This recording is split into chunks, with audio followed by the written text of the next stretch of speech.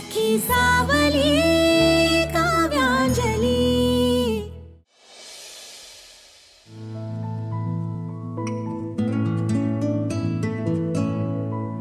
अंजली, पोहे करतेस? काय घमघमाट सुटलाय ग। तू जे काय करतेस ना अंजली, सगळं छानच करतेस। उगाच नाही प्रीतमराव तुझं कौतुक करत। काही म्हणा अंजली, एवढ्या सगळ्या गोष्टी घडल्या, त्यात तू धीरानं उभी राहिलीस। कौतुक आहे मला तुझं। तू बोलतेस काकू? आणि आता तुला माझ्या हातचे पोहे आवडायला लागले? मला ह्या घरातून बाहेर काढायला जाणारी तू, तुला माझं कौतुक वाटतंय?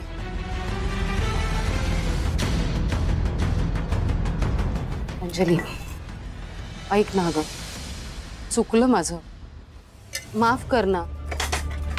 हे बघ आता जे काही झालं ते झालं। तू तुझं मन मोठं कर आणि माफ कर। आम्हाला तरी तुझ्याशिवाय कोण आहे ग दुसरं? हे बघ, जे काही झालंय ते विसर आणि आम्हाला या घरातून हकलू नकोस। तुला सांगितलं होतं ना प्रीतमच्या नादी लागू नकोस। आता राहा आतमध्ये, सड उपाशी।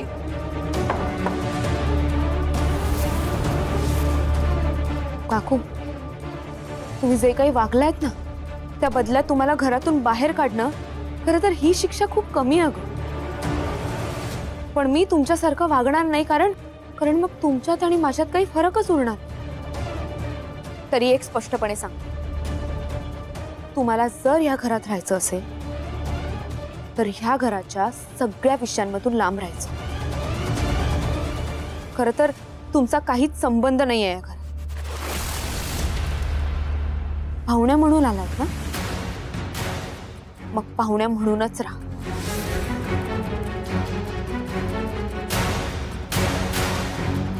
आणि हो, मी शेवटचं सांगते, हे माझं घर आहे, त्यामुळे मी तुम्हाला माझं घर आणि माझा संसार कुठल्याही परिस्थितीत मोडू देणार नाही।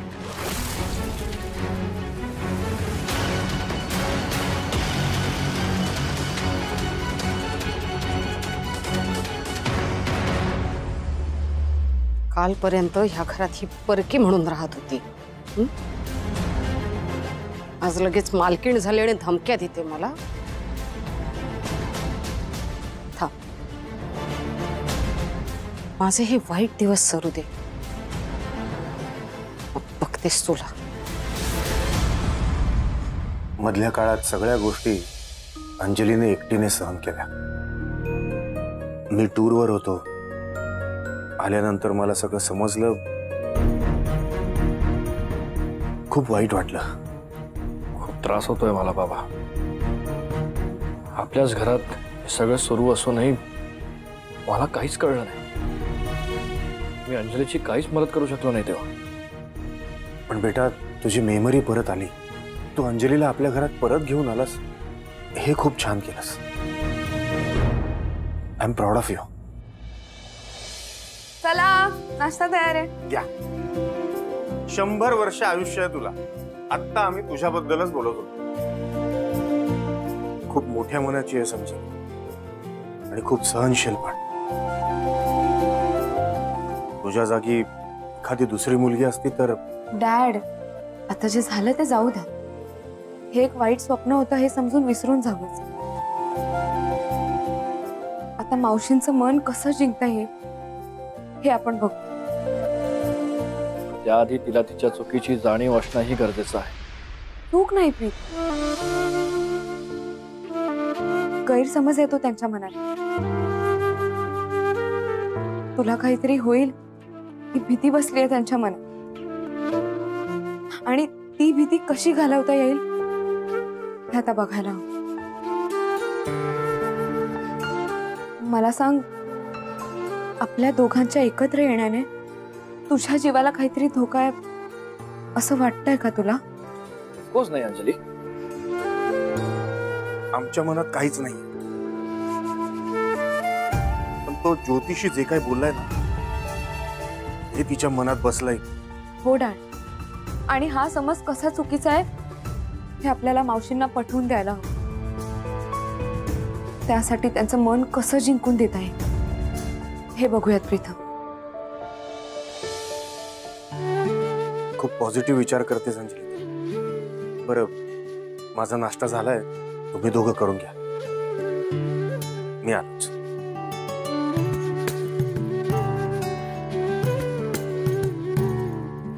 बस.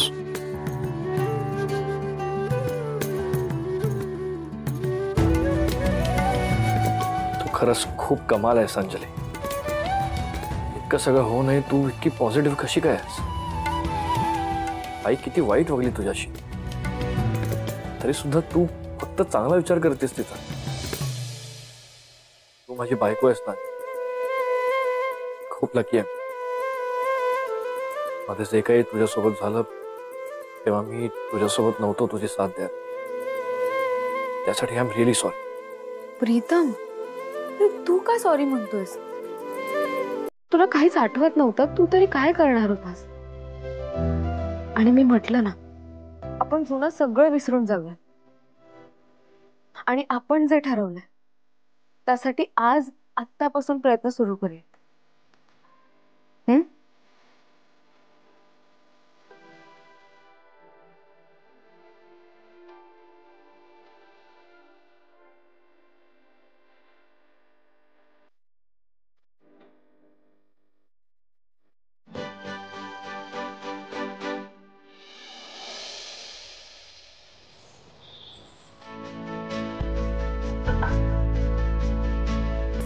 आई, इकडे या ना.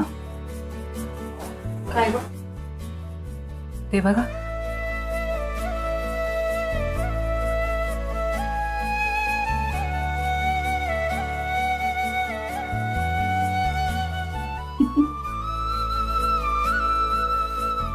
विशूपेक्षा ना मला जास्त तुझं कौतुक वाटतंय. खरंच तुझ्यातले पेशन्स, तुझ्यातली जिद्द, त्याच्यामुळे हे सगळं पॉसिबल झालंय. तू एक आदर्श बायको आहेस. बघ ना, तुझ्याच मेहनतीमुळे मला माझा मुलगा आणि तुला तुझा नवरा परत मिळाला. खरंच प्रत्येक घराला तुझ्यासारखी सून लाभ.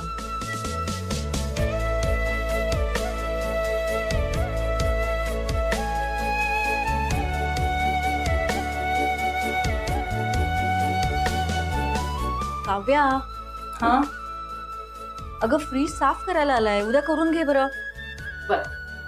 आई, हा, आई मी काय म्हणतो, फ्रीज मी साफ करतो.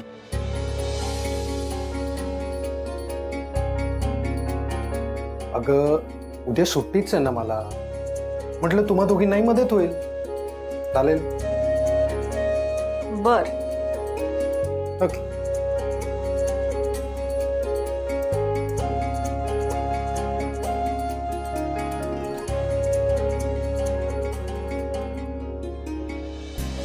काव्या, हो तुम्ही आई. लवकर डबा भर, रेडी राहा, मग आपण एकत्र ऑफिसला जाऊ. चालेल? नक्की? मी रेडी होतो.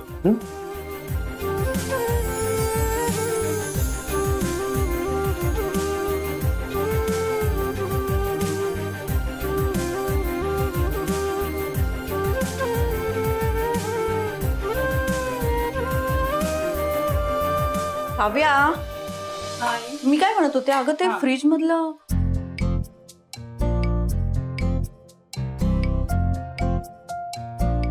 हे काय लागलंय? पीठ?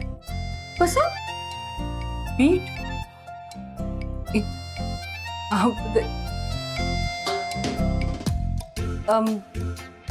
हा, मगाशी मी पोळ्या करत होते ना, तेव्हा माझाच हात लागला असेल चुकून.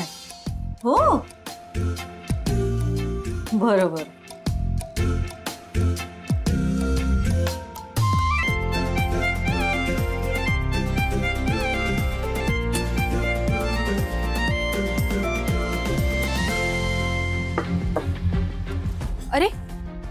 निघालास तू प्रीतम?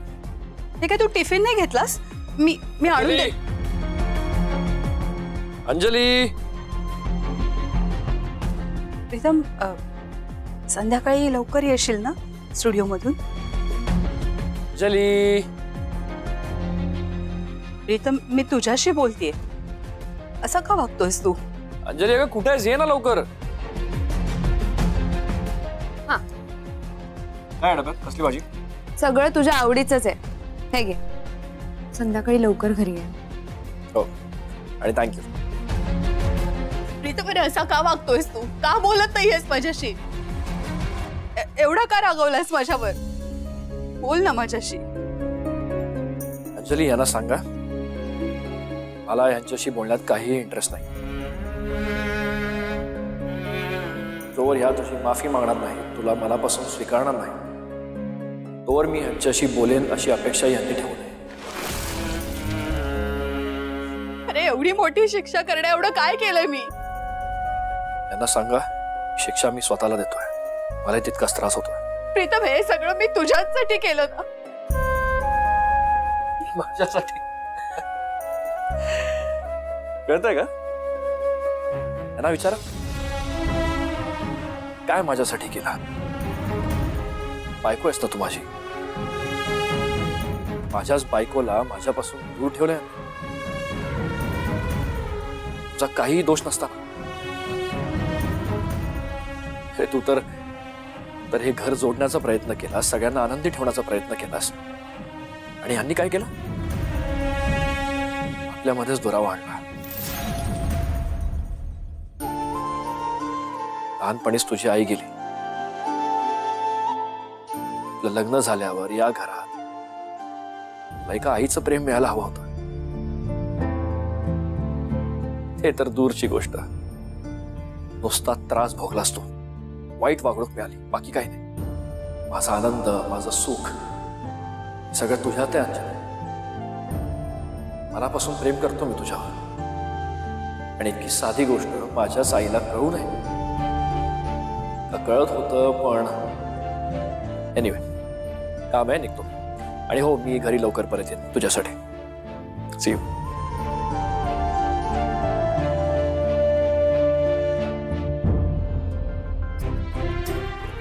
मावशी, प्रीतम रागाच्या भरात बोलून गेला. तुम्ही प्लीज त्याच्या बोलण्याचं वाईट वाटून घेऊ नका. प्लीज एकदा तुम्ही प्लीज थोडंसं समजून घ्या ना मावशी. मावशी ऐका ना.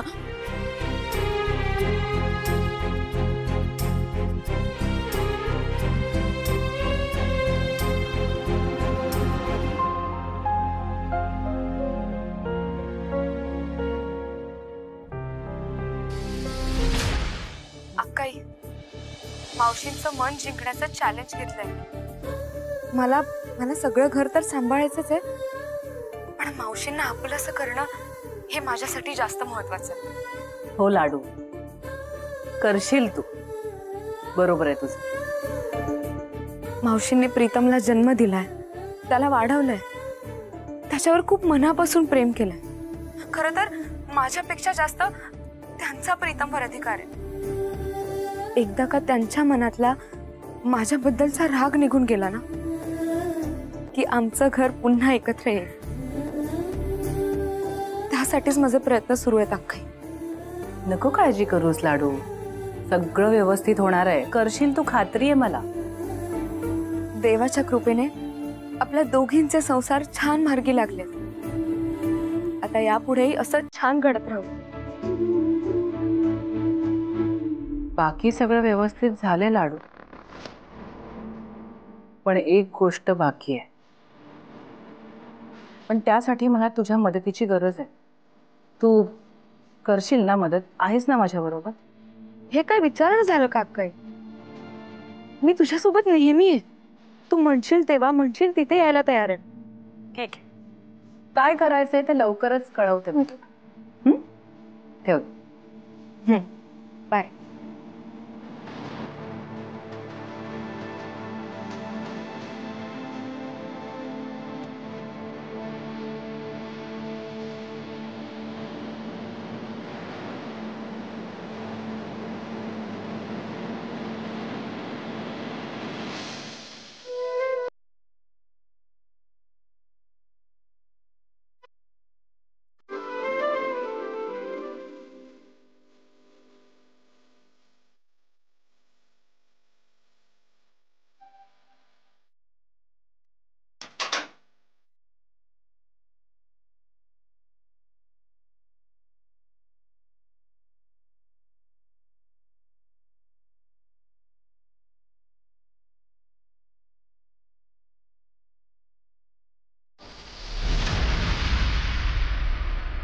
मावशी, बरं झालं तुम्ही आलात. मी तुम्हाला तुमच्या आवडीचे पोळीचे लाडू केले. हे घ्या, टेस्ट करून बघा. अंजली, मला माफ कर. आतापर्यंत जे काही घडलं त्यासाठी मी क्षमा मागते तुझी. हवं तर मी सगळ्यांसमोर तुझी माफी मागायला तयार आहे. हो, प्लीज असं बोलू नका. हे बघा, मी प्रीतमलाही सांगितलंय की जे काही झालंय ते आपण विसरून जाऊ. आता फक्त तुम्ही मला आपलं म्हणा, मग सगळं नीट होईल. नाही नाही, तुझ्या लक्षात येत नाहीये अंजली. हे बघ, तुला आपलं मानण्याचा विषय असता तर मी ते कधीच केलं असतं. अंजली, माझा तुझ्यावर राग नाहीच आहे, पण इथे प्रश्न माझ्या मुलाच्या आयुष्याचा आहे आणि तिथे मी कॉम्प्रोमाइज नाही करू शकत. अगं, प्रीतमचा आत्ताच जीवघेणा अपघात झाला आणि त्यातून तो आत्ता बरा होतोय. मी पुन्हा विषाची परीक्षा नाही घेऊ शकत. मी हात जोडते तुझ्या पुढे. हे बघ, माझ्या प्रीतमच्या जीवाशी खेळू नकोस. प्लीज त्याच्या आयुष्यातून निघून जा. मी हवं तर पाया पडते तुझ्या. मावशी, काय करताय? प्लीज असं करू नका, प्लीज. हे बघा, तुमच्या मनात जे आहे ना, तो फक्त एक गैरसमज आहे मावशी. प्रीतमला काहीही होणार नाही. तशी थोडीशी जरी शंका मला आली असती तर मी स्वतःच लांब निघून गेले असते.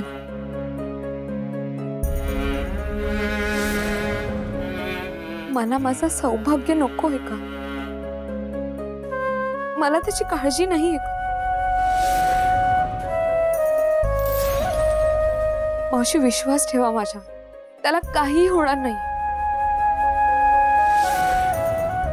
पण प्लीज मला त्याच्यापासून दूर करू नका.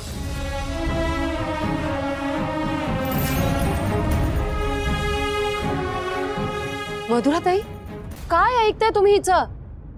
ती उगाच काही बाई भरवते तुमच्या मनात. मावशी, जसं तुम्हाला तुमचा मुलगा हवाय तसंच मलाही माझा नवरा हवाय.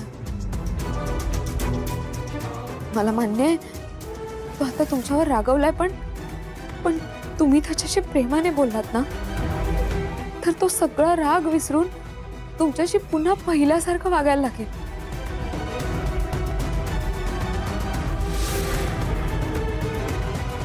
जर तुम्हाला पत्रिकेबद्दल शंका असेल तर आपण एखाद्या दुसऱ्या गुरुजींना दाखवूयात ना पत्रिका. म्हणजे आजारपणात कसं आपण दुसऱ्या डॉक्टरांचं सेकंड ओपिनियन घेतो, अगदी तसंच. पण प्लीज दुसऱ्या कोणाच्याही बोलण्यावर विश्वास ठेवू नका.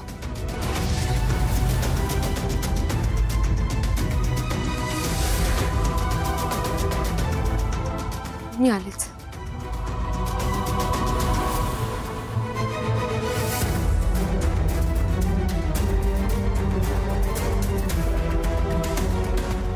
हे कसं काय लक्षात आलं नाही माझ्या आतापर्यंत? खरंच अंजली म्हणते तसं दुसऱ्या गुरुजींना पत्रिका दाखवून घ्यायला हव्यात का? हो मधुराताई, काय हे? हो, आपण ज्या गुरुजींना पत्रिका दाखवली होती ना प्रीतमरावांची, ते गुरुजी किती अभ्यासवत माहितीये का तुम्हाला?